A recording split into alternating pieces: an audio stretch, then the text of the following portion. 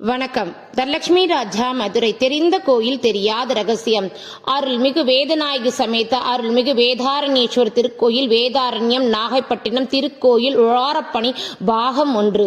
எங்கள் சேவையாளர் கோயிலுக்கு நாமக்கல் உழவார பணி குழுவுடன் இணைந்து பிரம்மாண்ட உழவார பணியாக 12/10/2025 அன்று ஏற்பாடு செய்திருந்தார்கள். நாங்கள் மதுரையிலிருந்து வேன் மூலமாக 15 நபர்கள் வேதாரண்யம் சென்றோம். சைவ சமய திருத்தலங்களில் திருப்பதி ஏழுமலையான் கோயிலோட அதிக சொத்து மதிப்பினை கொண்ட ஒரே சிவத்தலம் என்பதும், இந்தியா மட்டுமல்லாமல் இலங்கையில் இதன் மதிப்பீடை கேட்டாலே கோயில் பிரம்மாண்டமும் பழமையும் இதுவரை கண்டிராத கேட்டிராத மிக பழமையான தல புராணங்களை கொண்டு இன்றும் தொன்மை மாறாத சிறப்புகளை உள்ளடக்கிய கோயில் என்பது இத்தலச் சிறப்பு.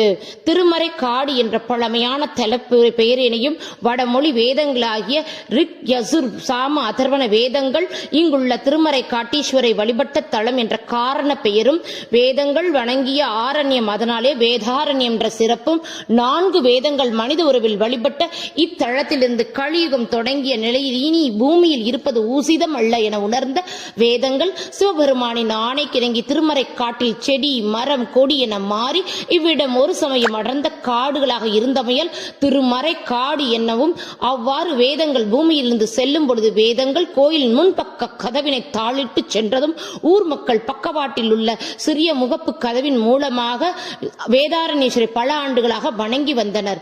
ஒரு சமயம் அப்பர் பெருமானும் திருஞான சம்பந்தரும் பல ஊர்கள் சென்று சிவாலயங்கள் சிவபெருமானை வழிபட்டு வரும் வழியில் திருமறை காடு வர, திருமறை காடார் திருக்கோயில் பல ஆண்டுகள் பூட்டப்பட்ட நிலையில் இருக்க, ஊர் மக்கள் வேண்டுகோளுக்கு இணங்கி பூட்டியிருந்த கோயிலின் கதவை தேவார பதிகம் பாடிய அப்பர் பெருமான் உடனே கதவு திறந்ததும், பின்னர் திருநாவுக்கரசர் தேவார பதிகம் பாட திறந்த கதவு பூட்டியதும், 4 வேதங்கள் பூட்டிய திருக்கோயிலின் கதவை திறந்து மீண்டும் மூடுவதற்கான தேவார பதிகங்கள் மிகவும் சிறப்புடன் இந்த அற்புத நிகழ்வு மாசி மாதம் நடைபெற பிரம்மோற்சவத்தில் 7ஆம் நாள் திருவிழாவின் சிறப்பு அம்சமாக இக்கோயிலின் கதவு இன்றும் வரலாற்று சிறப்புடன் ஆன்மீக முக்கியத்துவத்தை கொண்டதாக விளங்குகிறது.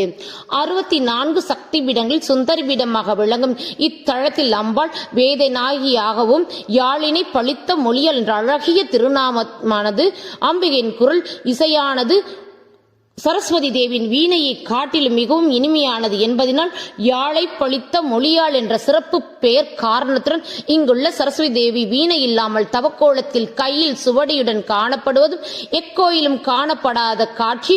4 வேதங்கள், 4 யுகங்கள், 4 விதமான தீர்த்தங்கள் கொண்ட இத்திருத்தலமானது தளம், தீர்த்தம், மூர்த்தம் சிறப்பினை கூற ஒரு ரீல்ஸ் பத்தாது.